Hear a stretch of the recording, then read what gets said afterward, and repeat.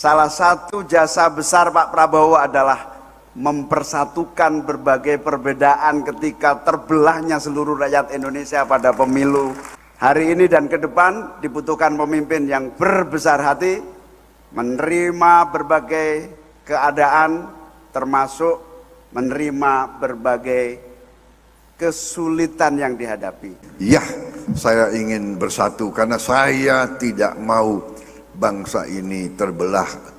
Saya tidak mau bangsa ini pecah. Dua rival, tapi di ujungnya demi kepentingan rakyat, demi kepentingan bangsa, kita bisa bersatu. Bila teman pernah membuatmu kecewa, bila pasangan pernah membuatmu terluka, dan bila corona pernah membuatmu menderita, yakinlah Prabowo Subianto datang untuk Indonesia dengan membawa cinta. Jadi kalau mungkin kelanjutannya Muhaimin, ya pantas saja lah kira-kira begitu.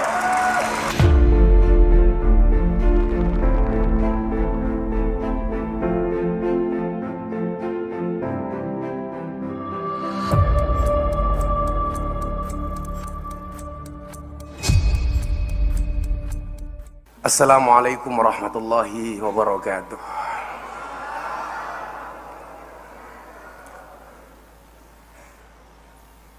Alhamdulillahirabbil alamin, salatu wassalamu ala asrofil anbiya wal mursalin sayyidina wa maulana Muhammadin wa ala alihi washabil mujahidin at-tahirin, amma ba'du. Hadratal muhtaramin, para masyayikh, para kiai, ibu-ibu nyai, wabil khusus panjenenganipun Ayahanda Kiai Hasib yang dari awal terselenggaranya acara ini beliau begitu sibuk kontak saya untuk memastikan tanggalnya Pak Prabowo.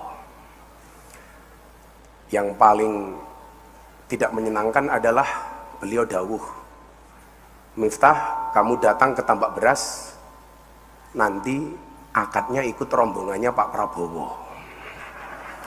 Perasaan saya langsung tidak enak. Ternyata maksud Pak Kiai Hasib supaya saya tidak menjadi beban Tambak Beras, tapi menjadi bebannya Pak Prabowo.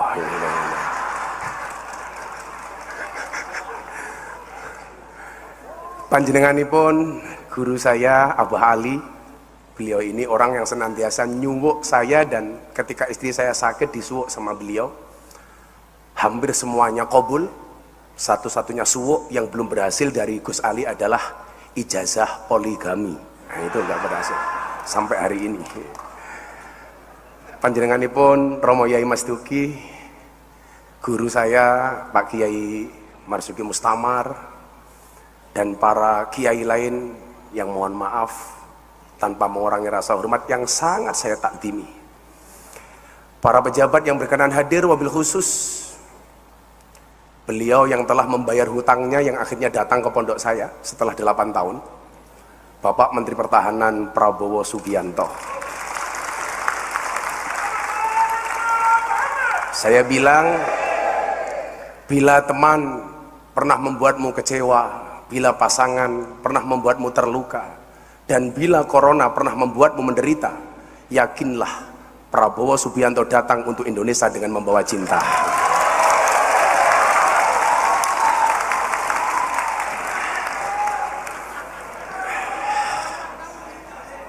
Sebenarnya inilah yang membuat mahal sebenarnya. Sahabat saya Gus Muhaimin Iskandar, yang ini selalu memberikan label saya kiai mahal, saking mahalnya PKB nggak kuat ngundang. Yang tadi Kiai Hasib bilang ini ada pawaan cawapres. Saya pikir kalau pawaan presiden, rata-rata memang presiden Indonesia itu belakangnya O. Tapi kalau cawapres wakil presiden itu bisa belakangnya in. Contoh Kiai Ma'ruf Amin. Nah, jadi kalau mungkin kelanjutannya Muhaimin, ya pantas saja lah kira-kira begitu.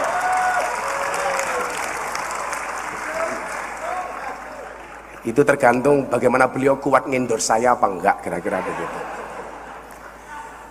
Bapak Ibu yang saya muliakan dan para santri tentunya yang saya banggakan. Saya mohon maaf Bu, saya pakai jas karena sejatinya saya masih sakit Dari kemarin saya ngawal Pak Prabowo sowan Habib Lutfi, badan saya sudah nggak terlalu enak. Tapi pengen satu hal saya sampaikan kepada para santri, wa mal ladzatu illa ba'da ta'bi. Tidak ada kelezatan kecuali setelah bersusah payah. Maka rasa sakit yang saya rasa insya Allah kalah dengan rasa cinta yang ada di dalam hati saya. Apalagi kalau yang dawuh Kiai Hasib untuk santri tambak beras, saya selalu bilang cinta Gus Miftah kepada santri tambak beras seperti air kencing di dalam kolam renang. Maksudnya apa? Wujudnya tidak nampak tapi hangatnya bisa dirasakan. Bapak Ibu yang saya muliakan, saya punya mbah di Ponorogo namanya Mbah Muhammad Besari. Mbah Muhammad Besari punya anak 9, yang nomor 7 namanya Kiai Ilyas. Kiai Ilyas punya anak 3, yang pertamanya Imam Darum adalah mbah saya, kemudian punya adik namanya Hasan Besari. Mbah Hasan Besari itu punya murid namanya Ronggo Warsito. Ronggo Warsito. Satu saat Ronggo Warsito pernah menuliskan, kalau Ronggo Warsito itu jangan dibilang ramalan, karena beliau adalah seorang santri, nama aslinya adalah Bagus Burhan.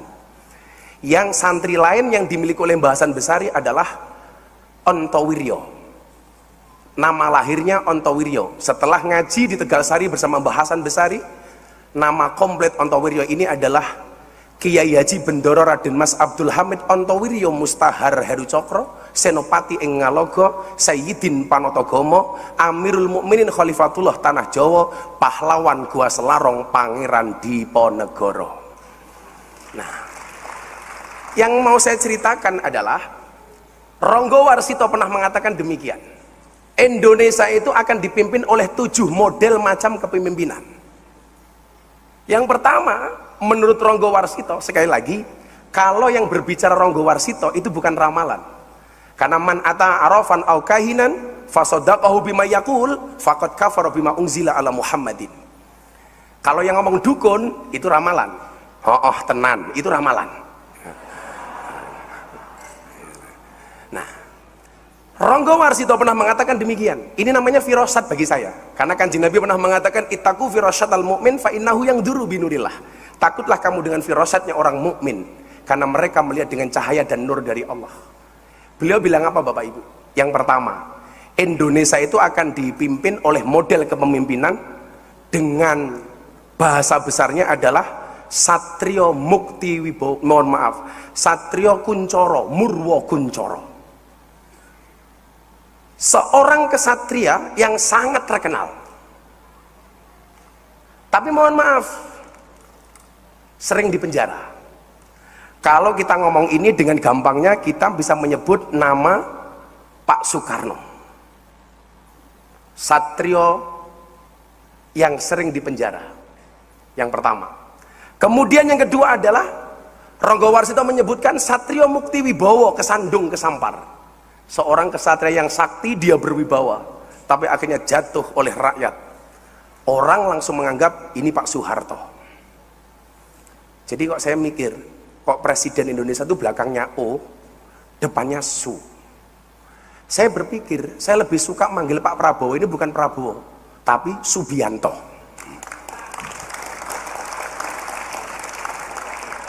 Mungkin perlu ruwatan Pak Prabowo ya ini, Subianto. Soekarno Soeharto, Mukti Wibowo, kesandung kesampar. Kemudian yang berikutnya adalah Satrio Jinumput Sumelo Atur Gawe Wirang. Seorang kesatria yang dia tidak dipilih oleh rakyat, tidak dipilih oleh DPR, tapi Jinumput. Pak Harto menyatakan mengundurkan diri, kemudian Jinumput meminta Pak Habibie untuk menjadi presiden. Tapi salah satu kemudian yang dicatat oleh sejarah adalah Sumelo Atur Gawe Wirang. Gara-gara kebijakan referendum, Timur Timur hilang dari Indonesia. Kebijakannya membuat malu bangsa Indonesia. Salah satu kekurangannya. Kemudian yang keempat, Indonesia akan dipimpin oleh model dan tipe kepemimpinan Satrio Lono Topong Rame Wutongi Deri Jagat. Satrio Lelono, seorang kesatria yang sering berkelana keliling dunia jadi presiden untuk meyakinkan eksistensi bangsa Indonesia. Kalau kita ngomong itu masih belum paham, tapi begitu wuto ngidri jagat, orang yang tidak bisa melihat tapi bisa keliling dunia, kita langsung teringat dengan nama almarhum Kiai Haji Abdurrahman Wahid alias Gus Dur.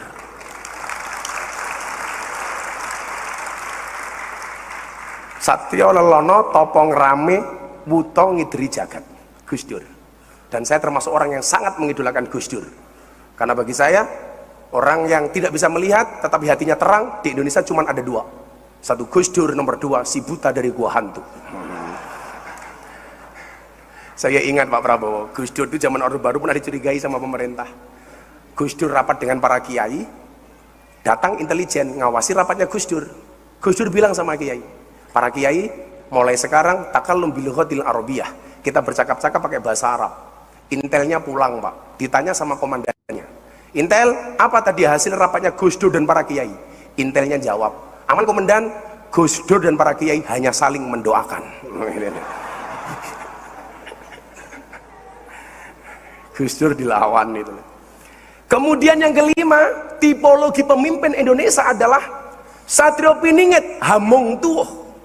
Seorang kesatria Piningit yang dia mendapatkan nama besar karena bapaknya orang besar. Maka kita mengenal dengan nama Megawati Soekarno Putri.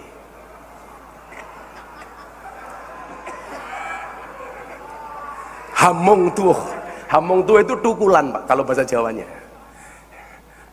Tukulan bapaknya, karena bapaknya orang besar, anaknya jadi besar, Ibu Megawati.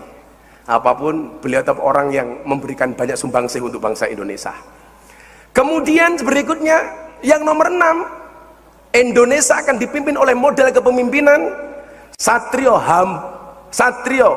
Hamboyong Gapone Gapuro gelar kloso tanpa nglenggai. Satrio Boyong Pambukaning Gapuro gelar kloso tanpa nglenggai. Seorang kesatria yang mulai mampu menata tatanan pemerintahnya, tetapi mohon maaf, tuduhannya macam-macam. Gelar kloso tanpa ngelenggai. Kenapa bisa nata negara tidak bisa ngelenggai? Karena musibah di mana-mana. Aceh gempa bumi, tsunami, Jogja gempa bumi, demikian juga dengan daerah-daerah yang lainnya. Orang langsung berpikir dengan Bapak Susilo Bambang Yudhoyono. Kemudian yang ketujuh, yang menurut Ronggo Warsito, kalau ini beliau tidak nyebut nama, dan ini susah untuk ditafsirkan, karena cuma sampai 7. Indonesia itu akan mengalami kemakmuran bertahun-tahun, bahkan ratusan tahun, kalau Indonesia punya tipikal pemimpin yang ketujuh. Satrio Pinandito Sinisian Wahyu, Ratu tanpa mahkota. Seorang kesatria yang dekat dengan rakyat, dekat dengan Tuhannya, menjadikan ulama sebagai panutannya. Tapi ingat, Ratu tanpa mahkota. Begitu banyak kekuasaannya yang dikerdilkan. Orang langsung nyebut, apakah ini pasangan Pak Jokowi dengan Kiai Ma'ruf? Pertanyaannya, kenapa Ratu tanpa mahkota? Gara-gara embel-embel petugas partai seolah-olah berkuasa tapi tidak punya mahkota.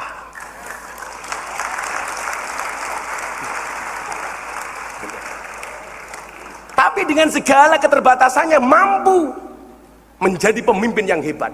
Nah, kalau yang nomor 7 ini kemudian menjadi tipologi bukan sosok, kemudian dalam bahasa lain disebutkan siapakah presiden berikutnya. Yang pertama, banyak mufasir ramalan Ronggo Warsito atau firasat Ronggo Warsito yang menyatakan bahwa pemimpin Indonesia adalah yang mampu meneruskan gerak langkah Presiden Joko Widodo, yang dianggap mampu untuk membawa misi-misi Presiden Joko Widodo, sehingga apa? Program-program Pak Joko Widodo tidak akan hilang. Nah, pertanyaannya itu siapa? Tapi kalau menurut Jongko Joyoboyo, Presiden Indonesia itu rata-rata belakangnya O. Maka muncul nama Soekarno, Soeharto, Susilo Bambang Yudhoyono, Joko Widodo. Besok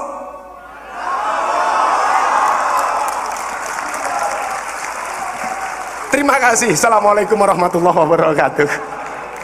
Assalamualaikum warahmatullahi wabarakatuh.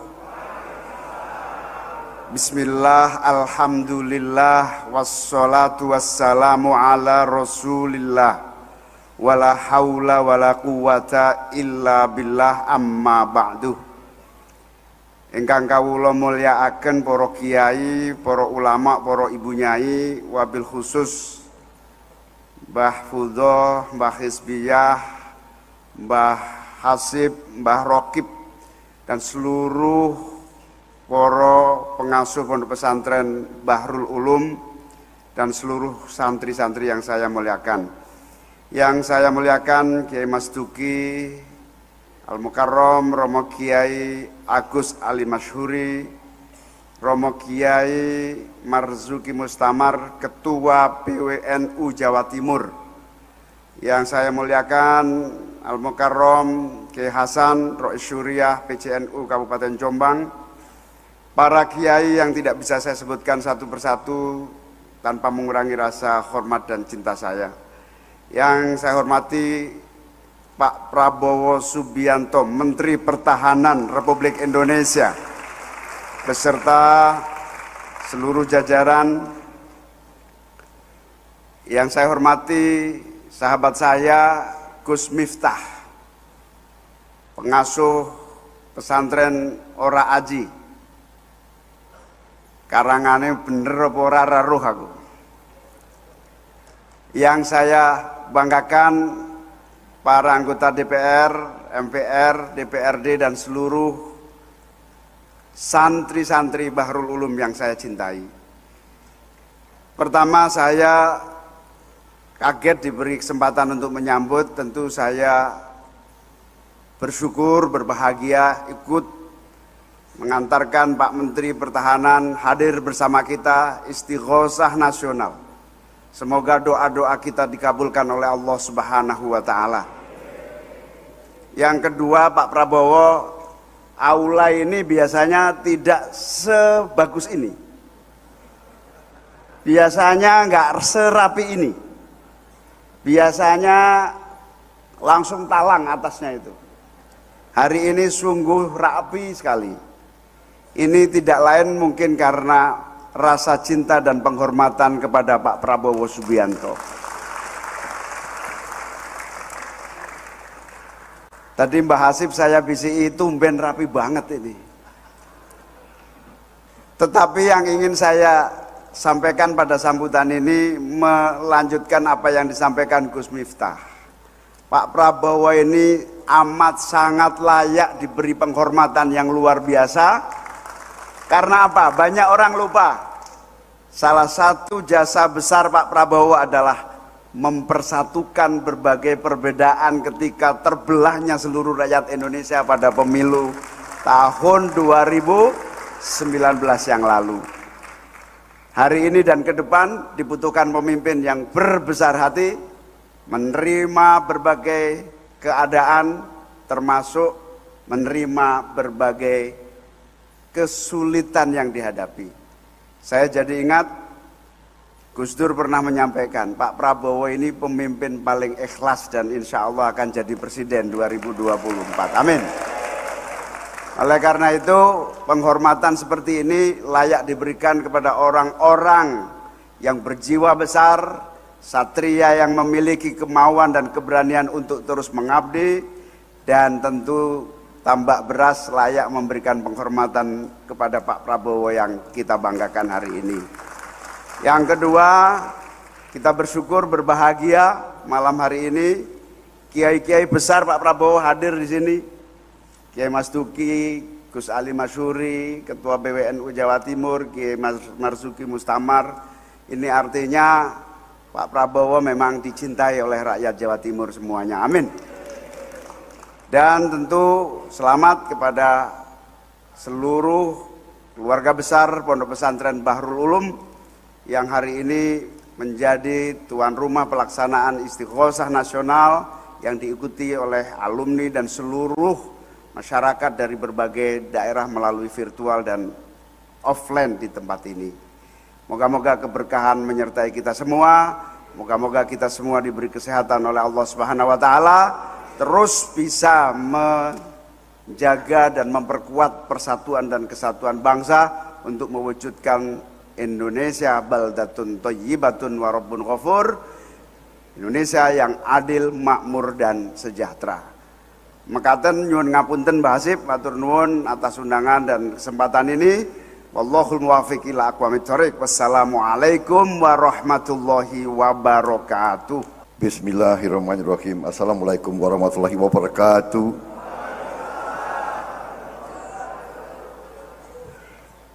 Yang saya hormati dan saya muliakan Dr. Kiai Haji Muhammad Hasib Wahab Hasbullah, pimpinan Pondok Pesantren Bahrul Ulum Tambak Beras Jombang, penggagas daripada acara malam hari ini, Istighosah Nasional. Kemudian Bapak Kiai Haji Agus Ali Masyuri, pimpinan Pondok Pesantren Bumi Sholawat Sidoarjo yang saya hormati, Kiai Haji Anwar Iskandar, Kiai Haji Marzuki Mustamar, Pondok Pesantren Sabilul Royat Malang,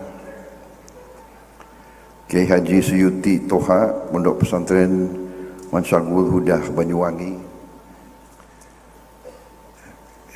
Ibu Nyai Mahfudah Wahab yang saya hormati dan saya muliakan,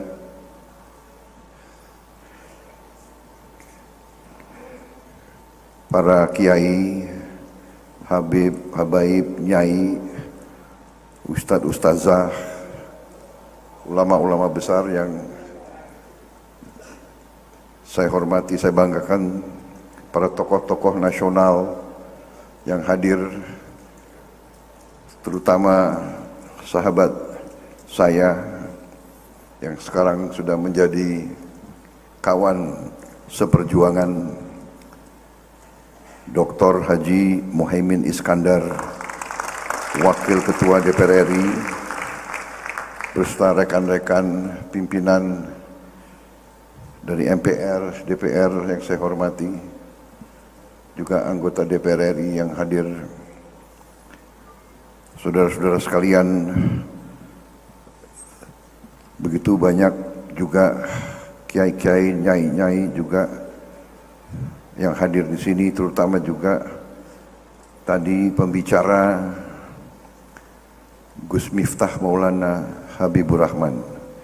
Kemudian saya bertanya kepada Sahibul Bait, karena ini ada puluhan kiai-kiai khos, kiai, apakah saya bacakan semuanya? Tapi mungkin cukup saya sampaikan bahwa saya sangat terima kasih, saya sangat merasa dihormati, disambut demikian baik dan diberi kesempatan berbicara di majelis yang demikian terhormat ini. Saudara-saudara sekalian, beberapa hari ini saya telah keliling dalam rangka memang tugas saya sebagai Menteri Pertahanan, bahwa pertahanan bangsa Indonesia ini dari sejarahnya adalah yang kita sebut pertahanan keamanan rakyat semesta. Jadi bangsa ini adalah bangsa yang mendapatkan kemerdekaannya melalui perjuangan lama, melalui perjuangan sangat lama, pengorbanan fisik, pengorbanan darah, keringat dan air mata. Kita merdeka bukan karena hadiah dari bangsa lain. Kita merdeka karena kita rebut kembali kemerdekaan kita. Kita rebut kembali.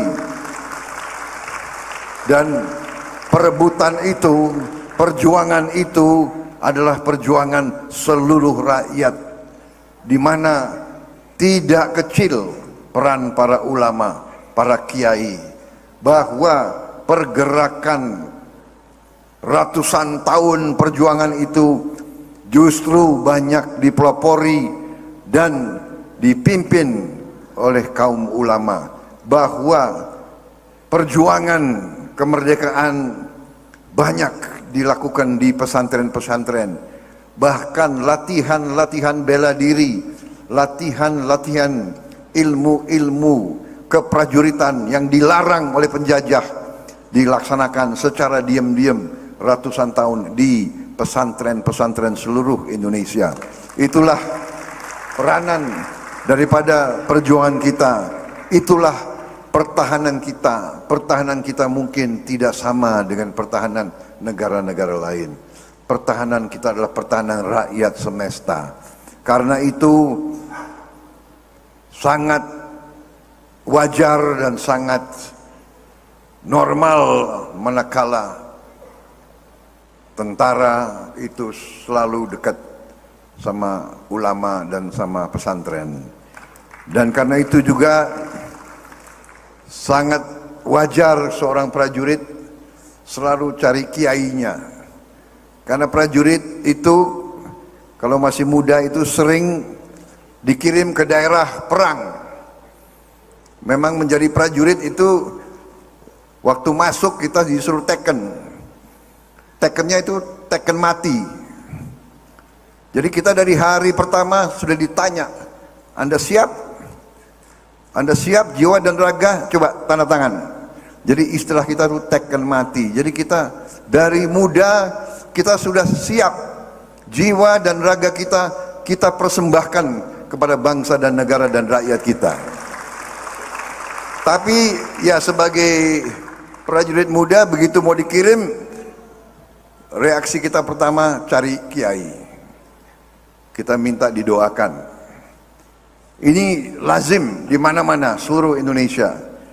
Jadi kalau ada seorang tentara, mungkin juga polisi yang selalu mencari kiai, cari ulama, itu wajar. Karena kita selalu minta didoakan, kita selalu juga minta petunjuk-petunjuk, saran-saran, dan banyak juga kiai-kiai kita yang punya kemampuan-kemampuan yang mungkin tidak dimiliki oleh manusia biasa. Di antara kiai-kiai besar yang saya kenal, ya Gus Dur lah salah satu. Juga banyak juga kiai-kiai yang saya kenal, Kiai Haji Jalil dari Tulung Agung, almarhum. Beliau juga punya kemampuan-kemampuan yang khusus. Mbah Lim dari Klaten, Mbah Lim Klaten juga seorang yang saya kenal baik. Kadang-kadang cerita-ceritanya lucu-lucu. Kalau datang ke rumah saya, datang kemudian ya lucu-lucu, datang, Mas Bowo, ini sepatunya saya bawa ya. Dan datang ambil sepatu saya sudah pergi. Ya itulah orang-orang seperti Mbah Lim. Satu saat saya Komandan Jenderal Kopassus mau upacara di Solo, Kartusuro. Saya irup, saya datang, tapi gelap, awan gelap, sudah rintik hujan datang. Padahal ada demonstrasi dan latihan terjun payung, tapi gelap. Kemudian datang kendaraan, keluar Mbah Lim, datang. Saya mau masuk lapangan, datang panggil saya, Mas Bos. Kemudian beliau berdiri, berdoa-doa dan sebagainya. Saya tidak tahu apa doanya. Percaya atau tidak, ini saya percaya atau tidak, saya saksinya dan ribuan prajurit baret merah. Percaya atau tidak, yang gelap itu awan, gak sampai 2 menit terang,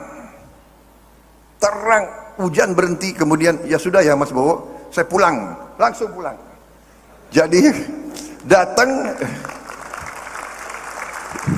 datang 2 menit, 3 menit, berdoa, pulang, terang, akhirnya prajurit-prajurit saya bisa terjun dengan aman. Ini masalah-masalah yang pernah saya alami dengan kiai-kiai, ulama-ulama yang seperti itu. Juga ada suatu saat Gus Dur, saya juga kebetulan mungkin termasuk dekat sama Gus Dur. Dari zaman beliau belum jadi apa-apa. Beliau belum jadi apa-apa, tapi yaitu beliau sangat dekat dengan Mbah Lim. Mbah Lim juga pernah datang di rumah saya dan Mbah Lim mengatakan, nanti 16 tahun lagi Indonesia akan dipimpin oleh seorang kiai. Waktu itu tahun sekitar 84, 85 itu saya kok nggak begitu percaya ya. Itu kan zaman dulu, zaman Orde Baru yang berkuasa itu harus tentara. Kan begitu dari dulu. Jadi dulu ada cerita, seorang bapak datang kumpulin anak-anaknya. Dia tanya, kamu nak, kamu mau jadi apa? Saya mau jadi bupati. Oh, saya mau jadi duta besar.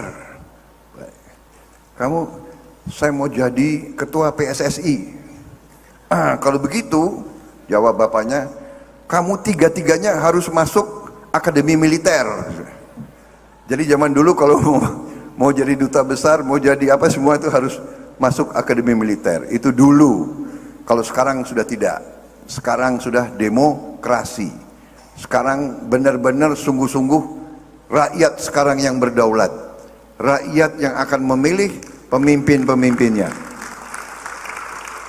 Saudara-saudara sekalian, saya cerita ini semua untuk menceritakan bagaimana saya dekat dan merasa dekat dengan para ulama dan para kiai. Saya merasa saya berhasil juga karena dukungan dan doa para ulama dan para kiai. Karena itu hari ini saya merasa sangat dihormati. Saya tidak menduga dan saya tidak mengharapkan sebetulnya tadi apa yang disampaikan oleh Gus Miftah, oleh Pak Hasib, oleh Kiai Hasib, oleh Pak Gus Imin, itu saya tidak berharap sebetulnya. Dan sesungguhnya saya berkali-kali katakan, karena ini kita harus hati-hati karena saya pejabat sekarang dan ini masih suasana yang sebenarnya belum boleh kampanye terbuka. Jadi kemana-mana saya mengatakan saya tidak minta dukungan dari para kiai, para ulama, para santri dan sebagainya. Saya tidak minta dukungan. Tolong dicatat dan direkam. Tapi tunggu. Tapi kalau di dalam hati saya berharap dukungan, kan boleh. Ya Bu, kan kalau di dalam hati diam-diam berharap kan boleh. Jadi nggak melanggar apa-apa. Jadi saya tidak minta dukungan. Tapi saya dalam hati saya, hati yang paling dalam, saya sungguh-sungguh berharap dukungan para ulama, para kiai.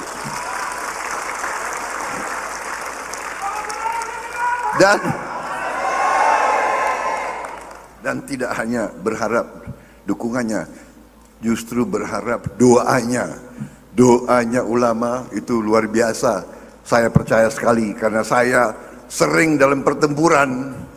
Saya tidak tahu bagaimana saya lolos. Terus terang aja saya berdiri di sini, saya sudah dapat bonus terlalu banyak oleh Yang Maha Kuasa. Karena itu saya hanya mau berbakti, hanya mau mengabdi, hanya mau berbuat yang terbaik untuk bangsa dan negara. Dalam kapasitas apapun, saya akan berbuat untuk bangsa dan negara.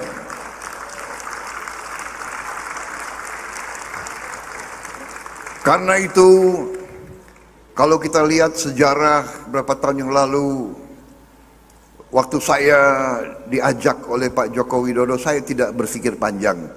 Saya langsung mengatakan, ya, saya bergabung, ya, saya rekonsiliasi, ya, saya ingin bersatu. Karena saya tidak mau bangsa ini terbelah. Saya tidak mau bangsa ini pecah. Saya tidak mau bangsa ini tidak bangkit menjadi bangsa yang besar, bangsa yang makmur. Dan saudara-saudara sekalian, sesungguhnya bangsa kita memang bangsa yang kuat. Sesungguhnya bangsa kita bangsa yang kaya raya. Terbukti seluruh dunia kena COVID-19. Seluruh dunia kena wabah yang maha bahaya dan maha dahsyat. Kita diramalkan kolaps. Saya pernah lihat CNN beritanya, Indonesian health system on the verge of collapse. Sistem kesehatan Indonesia di ujung kehancuran. Mereka sudah ramalkan kita tidak mampu merawat rakyat kita. Seluruh dunia sudah menganggap Indonesia ini sudah. Dan saya ingat saya dalam kabinet waktu itu, saya ingat semua negara, WHO, Organisasi Kesehatan Dunia, semua Perdana Menteri negara-negara tetangga menekan dan mengharapkan dan minta Indonesia lockdown total. Rakyat tidak boleh keluar rumah. Total. Tapi presiden kita tidak tunduk, tidak mau, dan bahkan Indonesia tidak pernah lockdown total seperti negara-negara lain. Dan alhamdulillah keputusan itu ternyata membawa kita dapat bangkit lebih cepat dari bangsa-bangsa lain. Kita yang selalu dianggap remeh, kita yang selalu dibilang kesehatan kita, sistem kesehatan kita akan ambruk, ternyata kita bisa bangkit lebih cepat di luar dugaan banyak negara. Kenapa? Karena ternyata kita dapat kerjasama, dapat kompak, dapat bisa bersatu di saat negara dalam keadaan bahaya. Saudara-saudara sekalian, seluruh dunia sekarang dalam keadaan yang tegang. Rusia dan Barat di Ukraina, Amerika dan Tiongkok di Laut Cina Selatan, di Selat Taiwan, kemudian Korea Utara dengan Korea Selatan dengan Jepang di Pasifik Utara. Ini semua mengancam keselamatan dunia. Perang Ukraina ribuan kilometer dari kita, dampaknya kepada kita. Kenapa? Karena dengan perang Ukraina harga pupuk naik. Kenapa? Karena bahan baku untuk pupuk ada di Rusia, di Ukraina dan di Belarus. Kemudian harga gandum naik, harga jagung naik. Kalau harga gandum naik, berarti harga pangan-pangannya naik.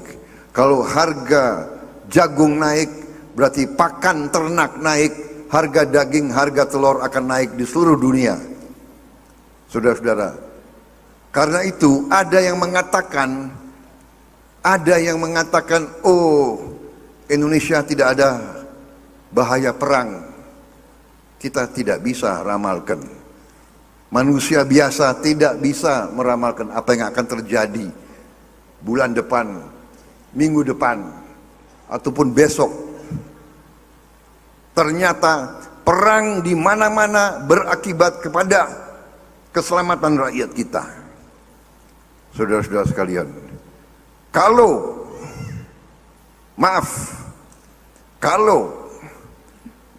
pemerintah kita di bawah kepemimpinan Presiden Joko Widodo Kalau pemerintah kita tidak handal dan tidak mampu mengendalikan keadaan, mungkin keadaan ekonomi kita lebih parah sekarang ini. Banyak negara sekarang kolaps. Banyak negara tetangga kita tidak bisa bayar gaji.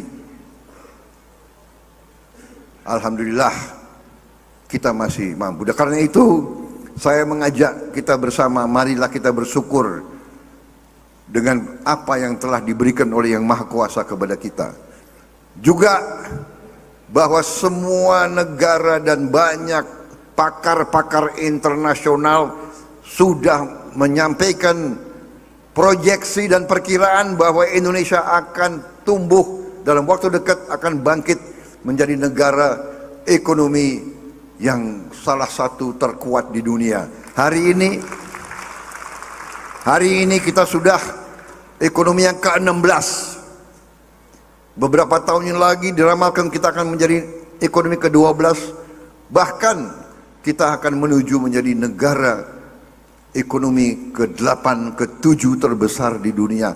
Bahkan diramalkan bahwa Indonesia sangat mungkin mampu menyalip Jerman. Saudara-saudara sekalian. Tapi mereka katakan ada syaratnya. Ada syaratnya. Syaratnya 2. Ini kajian-kajian. Syaratnya 2. Yang pertama syaratnya adalah kalau para pemimpin Indonesia, ya, elit itu para pemimpin dari semua sektor, pemimpin pengusaha, pemimpin agama, pemimpin cendekiawan, pemimpin tentara, pemimpin politik. Kalau semua pemimpin semua sektor bisa rukun dan bisa kerjasama, itu syaratnya. Kita lihat hari ini kita lihat dalam berita-berita televisi sedang terjadi perang saudara di Sudan, negara saudara kita, negara muslim, negara yang kaya, punya emas, punya minyak, punya gas, punya pertanian yang hebat, eksportir kapas, eksportir gandum. Perang saudara di ibu kota, ribuan mati. Kenapa? Karena 2 jenderal tidak bisa rukun. 2 jenderal yang sama-sama, tadinya sama-sama, yang satu pemimpin, yang satu wakilnya, jadi perang hari ini. Saudara-saudara, kita bersyukur dan saya terima kasih dan saya bangga bahwa saya bisa sedikit menyumbang, bahwa saya bisa memberi contoh bersama Pak Joko Widodo. Dua rival 10 tahun bersaing, tapi di ujungnya demi kepentingan rakyat, demi kepentingan bangsa, kita bisa bersatu.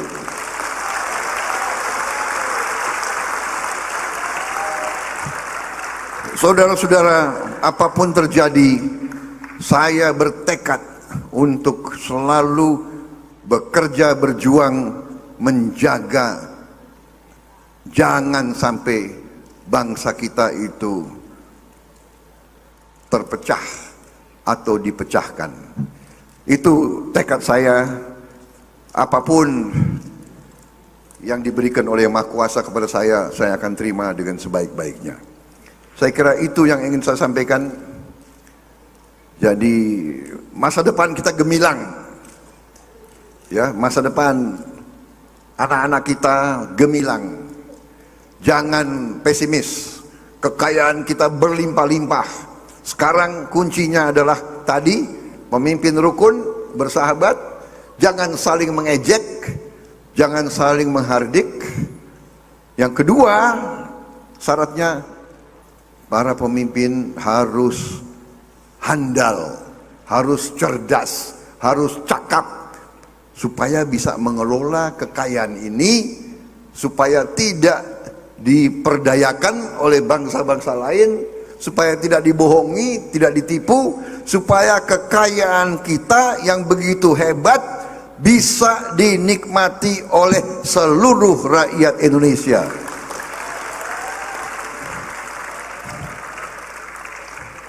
Tidak segelintir saja, seluruh ini bisa, ini harus jadi tujuan kita bersama.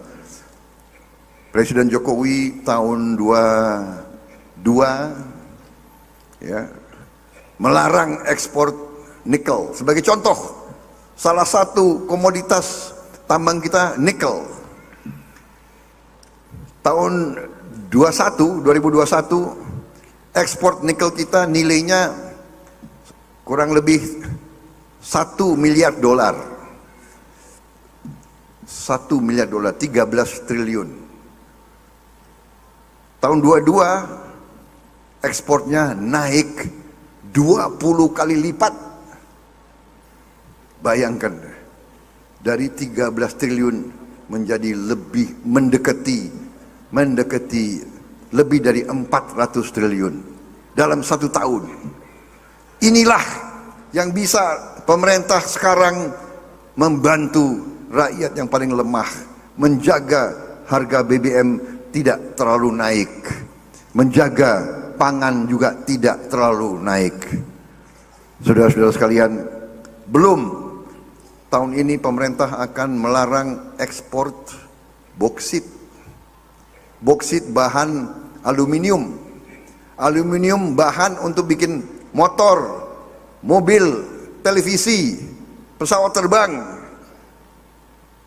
Bayangkan, selama ini kita ekspor boksit dalam bentuk mentah. Kita ekspor dalam bentuk mentah, kemudian kita import mobil, motor, pesawat terbang. Bayangkan, kalau kita olah nanti juga nilainya naik puluhan kali lipat. Saudara-saudara sekalian, kita bertekad akan harus bikin mobil buatan Indonesia sendiri. Dan alhamdulillah, saya punya kehormatan, saya bangga melaporkan bahwa insya Allah tahun ini bulan Oktober kita sudah mulai produksi kendaraan buatan Indonesia sendiri di Bandung. Presiden Joko Widodo memberi nama Jeep itu, Jeepnya diberi nama Maung. Maung artinya harimau. Kenapa Maung? Karena pabriknya ada di Jawa Barat. Jadi tahun ini kita akan punya kendaraan kita buat sendiri. Kemudian kita akan juga punya motor. Kita sudah bikin motor buatan kita sendiri, motor listrik buatan kita sendiri. Saudara-saudara sekalian, apa yang sudah kita hasilkan, PT Dirgantara Indonesia kita revitalisasi kembali. PT PAL, kapal-kapal kita revitalisasi kembali. Kita berusaha sekarang melaksanakan apa yang harus dilaksanakan, yaitu hilirisasi, yaitu menuju ke industrialisasi. Kita tidak mau jadi bangsa hanya membeli dari bangsa lain. Kita mau jadi bangsa yang bisa manufaktur, bisa berbuat barang-barang yang dibutuhkan oleh rakyat kita dan rakyat negara lain. Kita tidak mau menjadi kacung bangsa lain. Kita mau jadi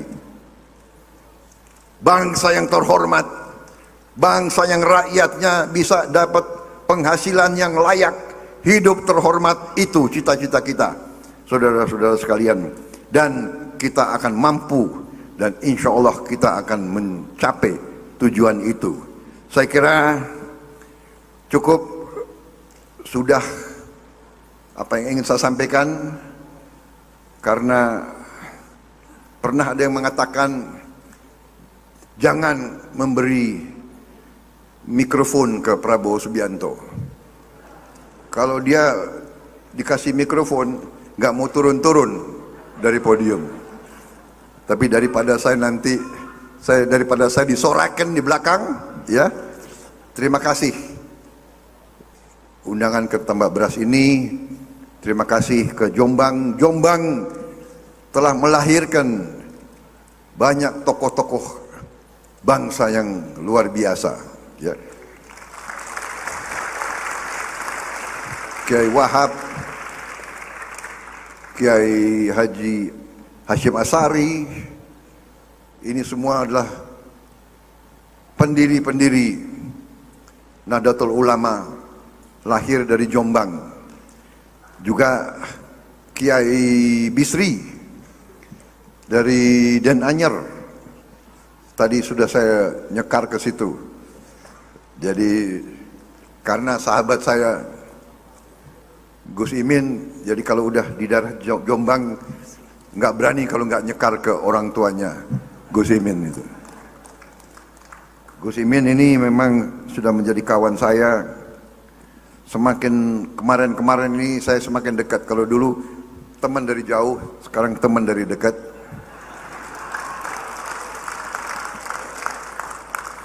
Dan banyak yang suka underestimate Gus Imin ini. Biasa di Indonesia ini ada kebiasaan jelek bangsa kita. Kita boleh kan mawas diri, boleh kan? Ada sifat kurang baik. Kita kadang-kadang itu suka ngerasani wong, iya kan?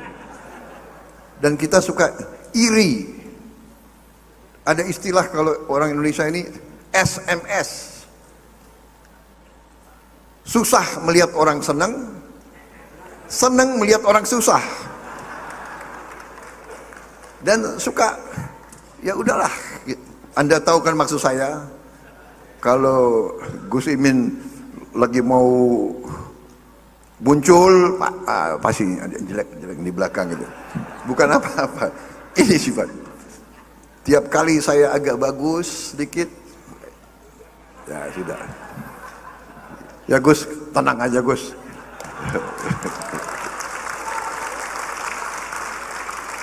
Jadi itu yang sudah saya sampaikan kepada semua pendukung-pendukung saya. Banyak sekali di Jombang yang dukung saya, ya. Bahkan mungkin ini nanti ketiga kali mereka akan dukung saya. Tapi insya Allah yang punya tujuan yang baik, kita tidak akan pernah patah semangat, karena kita sungguh-sungguh hanya ingin yang terbaik untuk bangsa Indonesia. Itu saja.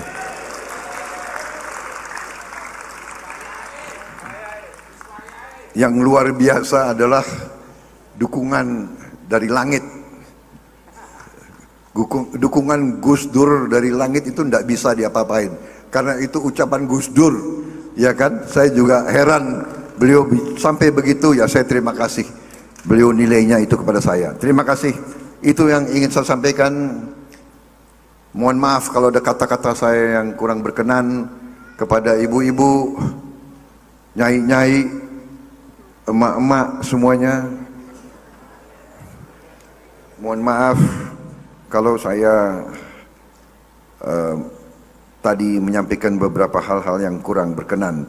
Tapi intinya adalah saya optimis, saya bersyukur, dan saya tidak akan pernah lupa dukungan kaum Nahdlatul Ulama kepada saya dan para ulama, terutama juga keluarga besar Jawa Timur, keluarga besar Jombang. Wassalamualaikum warahmatullahi wabarakatuh.